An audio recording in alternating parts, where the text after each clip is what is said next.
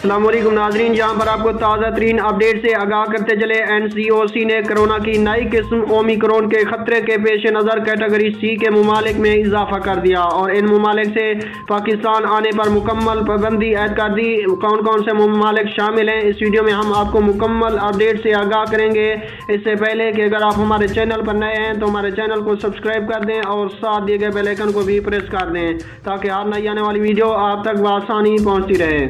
तो जी हाँ नाजरीन, आपको बताते चले वफाकी वजीर असद उमर की सरबराही में national command and operation centre का इजलास हुआ, जिसमें कोरोना की सूरत-हाल, फिजाई सफर और कैटेगरी C लिस्ट का जायजा लिया गया। NCOC के मुताबिक कैटेगरी C ममालिक की लिस्ट 7 से बढ़ाकर 15 कर दी गई है।